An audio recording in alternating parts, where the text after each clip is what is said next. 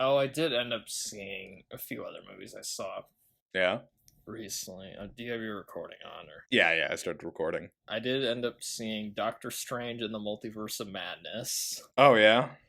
um, which was okay. Yeah, the Sam Raimi stuff is fun. The generic Marvel stuff isn't.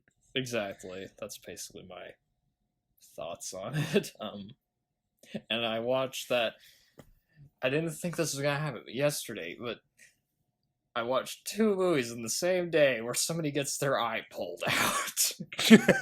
Because the other movie I watched was Kill Bill Volume 2. Oh, yeah.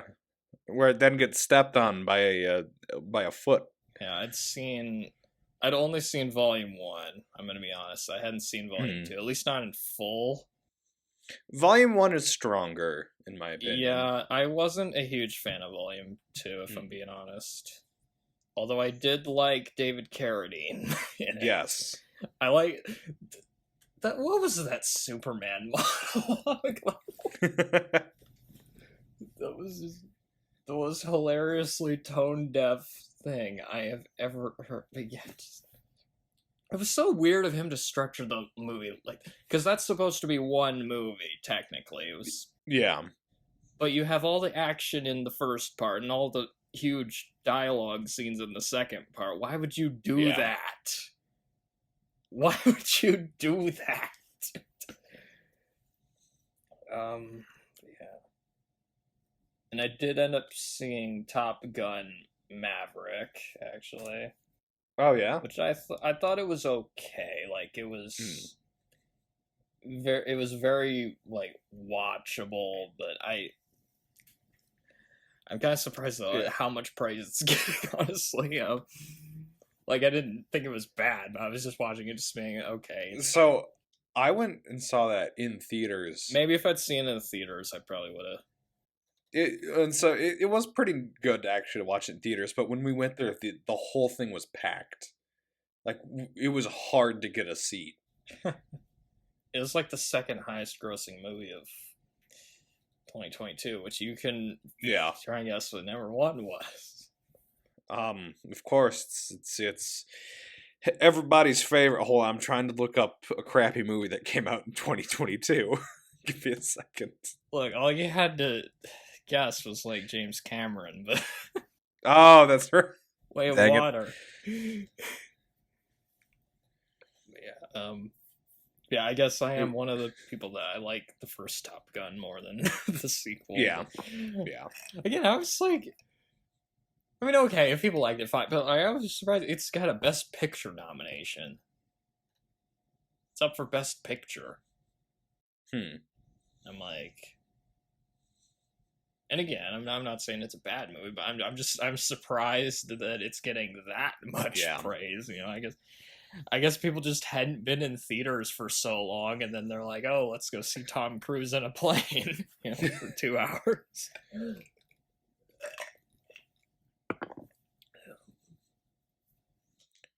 So what is all up for movie of the year? Not Morbius, unfortunately. Okay, All Quiet, Everything Everywhere, Avatar. I'm Yeah. honestly like, I'm expecting like Everything Everywhere All at Once to be the winner, just Yeah. because they'll be like, fuck it. I mean, it's just this weird thing that, but who knows? Maybe they'll go the boring choice and choose like Triangle of Sadness, which I haven't even seen. Hell, I don't even remember. No, we're choosing Elvis. You don't got a Oh choice. no, I haven't watched that Hmm. at all. I generally avoid Baz Luhrmann movies. I mean, it's that's a good choice. Although I was kind of interested because I found out that Tom Hanks is in it. Oh, that's right. He plays like Elvis's manager, I Or think. yeah, he plays Colonel Yeah. Tom Parker. I was like thinking, I might watch it just for that. And I mean, it does have Elvis songs in it, so it can't be too bad. Triangle of Sadness. Yeah. And what else was it? Women Talking. Oh, that's the clear favorite right there. Do you think if Everything Everywhere wins, the same guy that went on the massive rant about Parasite is gonna be mad? Probably, yeah. Oh, Fablemans. I did end up watching that. Oh, I've been meaning to check that one I thought out. it was all right. You definitely should, at the very least, see the David Lynch. Yeah, no, I've watched it. It was weird and funny. That's the best scene in the movie, and it was funnier also just because I'd heard Steven Spielberg tell that story before. Yeah. Because that's something that actually happened to him, you know. Just like, and I wasn't expecting him to be swearing so much because I read somewhere that John Ford didn't like swearing. So I was like, Really? that's interesting, but I guess you gotta. When the horizon's at the bottom, it's interesting. When it's at the top, it's interesting. When it's in the middle, it's boring as shit. Which I'll admit, like when I first heard that story, I didn't entirely get like what he was trying to say.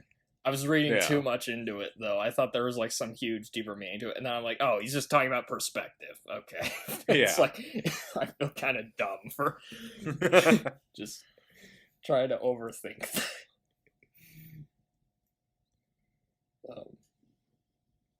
That's a very interesting story, though. He just tells him to get out of his office. I should watch some more of these, though. But let's see. So 1, 2, 3. Is that 4? So I've seen 4 of the nominees then. Okay. In that case, that's more than last year because I think the only one I saw from last year was like Dune. Ah. So I think that was up for Best Picture. That was like the only one I'd seen. What's up for costume design? Aha. Babylon.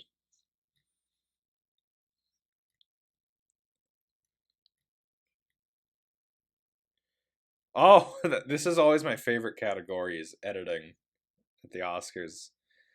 Because it reminds me of how the Freddie Mercury movie was edited.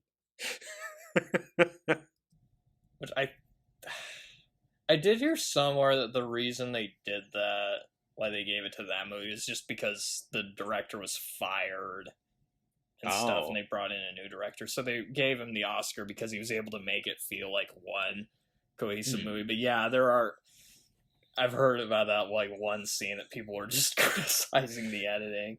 Somebody edited in like a whip sound effect every time that there's a cut.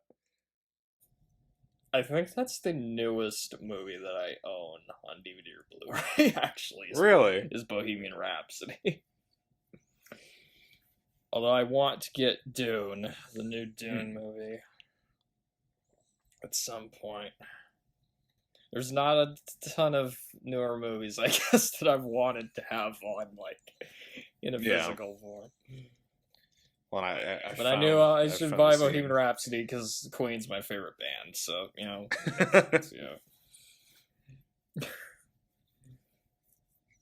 It's not like a great movie, but I enjoy watching it.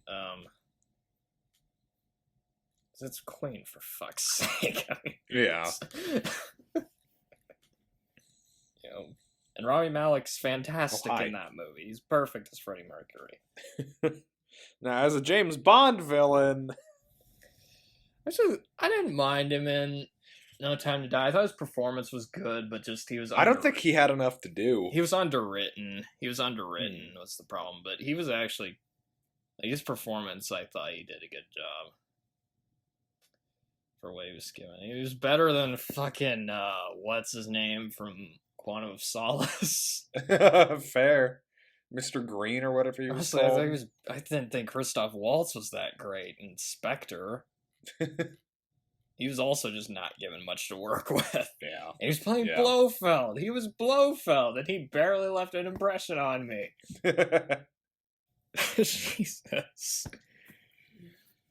All right, you want me to get to the intro? Unless you want to rant about the DCU again. Okay.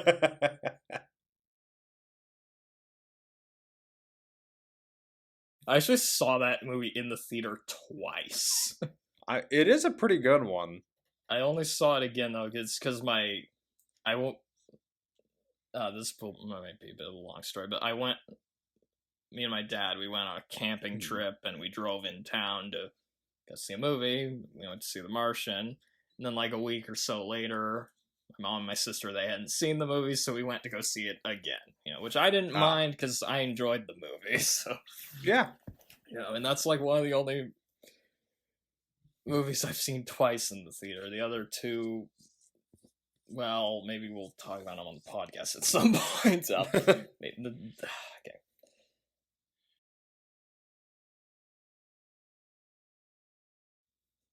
He's been in a ton of movies. He was in some early Paul Verhoeven movies. When Paul Verhoeven was still making movies in the Netherlands, he was like one of his, Turkish Delight, A Silver Orange. He's in Hobo with a Shotgun. Not the trailer, but that's in Grindhouse, but like the actual movie, Hobo with a Shotgun.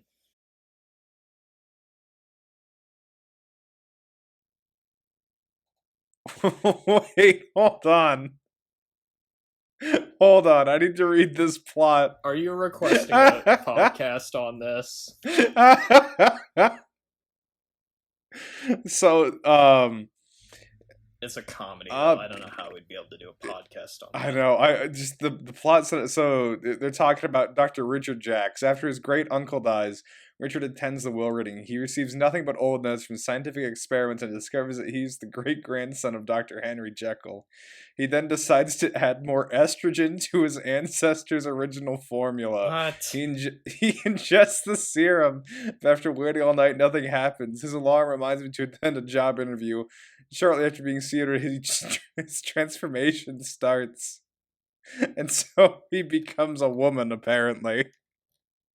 What is this movie? This better include the Electric Light Orchestra song Evil Woman in there somewhere. I'm looking at the soundtrack to see if they did.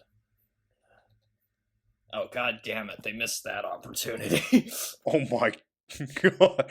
$8 million budget and a $3 million box office. Who else is in that, by the way? Tim Daly is the main character along with Sean Young. Lysette Anthony, Stephen Tobolowsky. Oh, Stephen Tobolowsky. He has Harvey one of the Fierstein. best. Stephen Tobolowsky, if that's what I'm thinking of, he has one of the best Steven Seagal stories. You'll have to. Okay, I'm linking this. You'll have to look this up later, but he has one of the funniest Steven Seagal stories. When he played the villain in The Glimmer Man. And, okay. but yeah, anyway, we're getting off track. Sorry.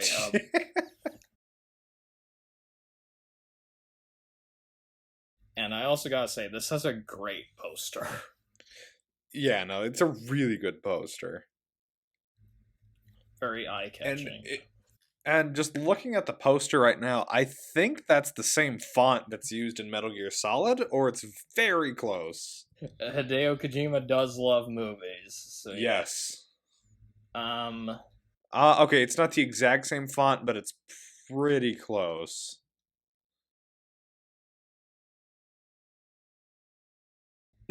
Or Chandler. Imagine if Chandler was a Of all the Friends cast members, who do you think is the most likely to be a replicant? I gotta say Chandler. Chandler, maybe? Or let's see, Phoebe's too weird to be a replicant. Monica, maybe. Oh, there we go. Let's get Courtney Cox in a Blade Runner movie. There. Which, by the way, when are we going to do Masters of the Universe? We gotta get Masters of the Universe on this podcast somehow.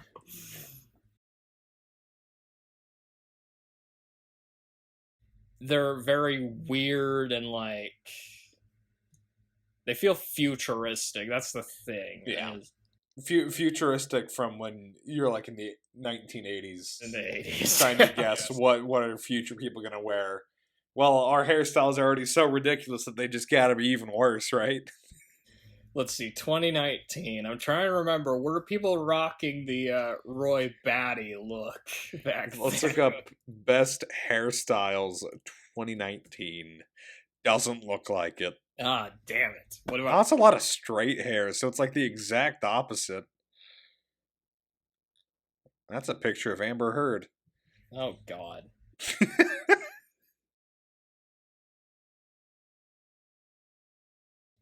I could totally see him being just a character from, like, a futuristic version of the Andy Griffith Show or something.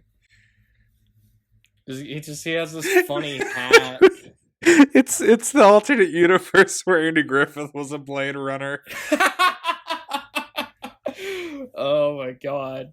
Which version of Andy Griffith? Is it Andy Taylor or is it Lonesome Rhodes? It's gotta be like a combination. The surprise twist at the end is that Barney Fife was a replicant all along. Oh my god, that'd be hilarious. Like seeing a movie of just I can just see it right now, just Barney Fife just being all confused, like wondering if he's actually a replicant. Oh god. Don Knotts in Blade Runner, that'd be hilarious. But I was just thinking, like, if imagine facing the crowd, but set in the universe of Blade Runner. Oh my goodness. There's so many crossovers of Blade Runner that need to be made.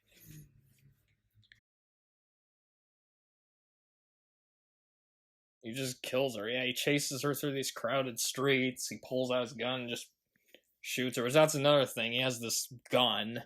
Mm. The design of the gun's really interesting in this movie. I don't know how to describe it exactly. It's not exactly Han Solo's gun. But that's another thing. Wait. He played Han Solo, and he also played Deckard. Yeah. Deckard is a bounty hunter, and Han Solo He's a smuggler. Who's getting hunted by bounty hunters.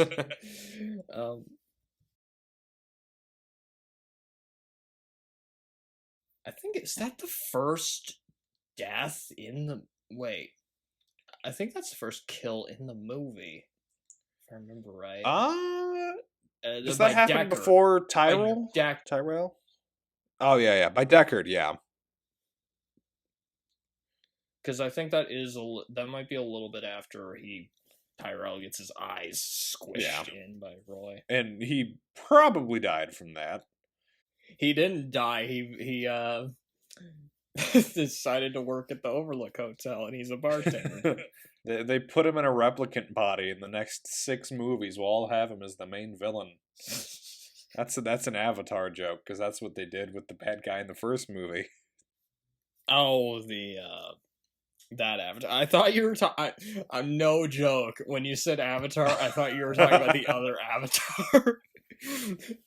I was like, wait a second. It's been a while since I've seen that show. I don't remember that. That says a lot about Avatar, though, that show is more memorable. I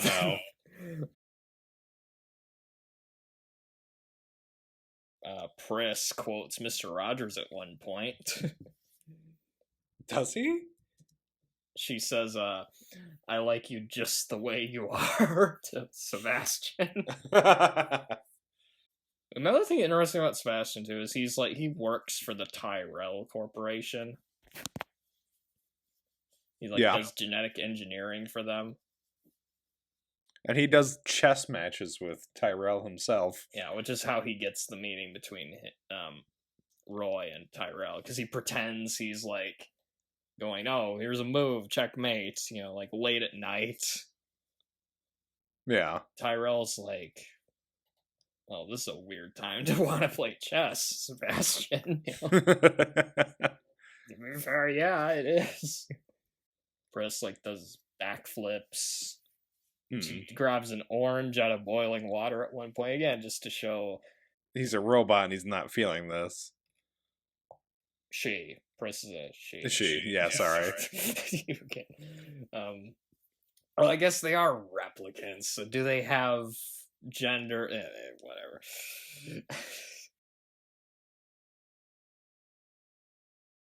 2019 was a shitty year for me. Or no, wait.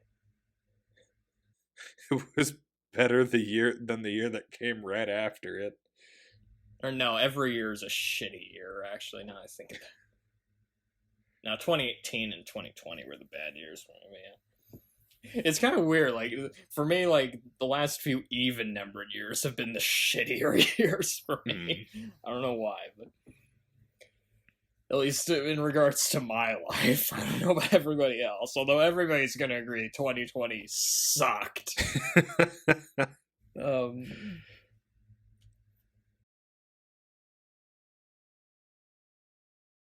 Yeah, Decker is, I would say, probably a more relatable character than really anyone in Alien. Yeah, a lot of those characters end up being sort of like two-dimensional, I would say. I mean, they are well acted though. That's what they're well acted, but there's not a whole lot there. Ripley especially is really good in Alien. Yeah. But Ripley also has the advantage because she's been in several movies after, so she has a bit more character that's built up. I think she has more character development in Aliens, actually. Like, that might be part of why I like Aliens a little bit more than Alien, is just her character gets fleshed out a little bit more in that movie. Like, we found out that she had a daughter who's now in her 90s, I think. Yeah, and then she has to have I just find her relationship between all the characters interesting, especially with, like, Newt, and also with Bishop. Like, Bishop is just because she had a negative relationship with the android in the previous movie, so seeing her have a positive interaction with the android is really interesting. That's getting off topic, though.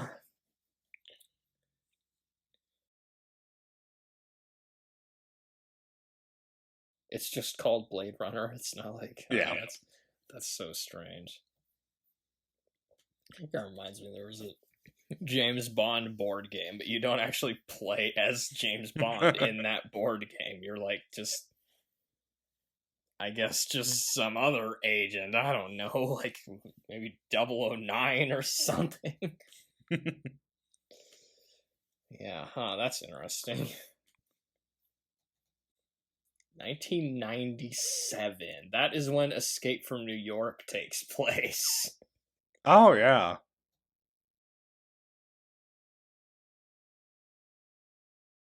Oh, that reminds me. Have you seen Outland, by the way? No, I haven't. Have you heard of it? I need to look that up.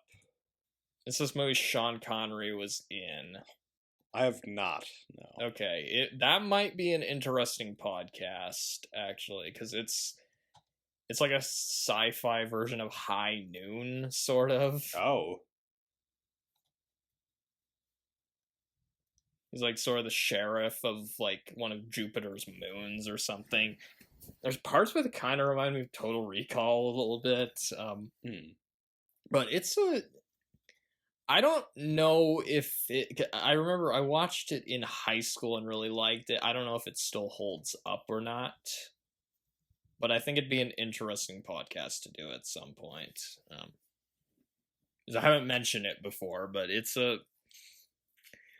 think it'd be a good choice for the podcast at some point. You know, I mean, if we're gonna do Soldier, we might as well do Outland at some point. It might be somewhere down along the way. It won't be immediately. We need a little bit of a break from sci-fi after doing all these Blade Runner movies.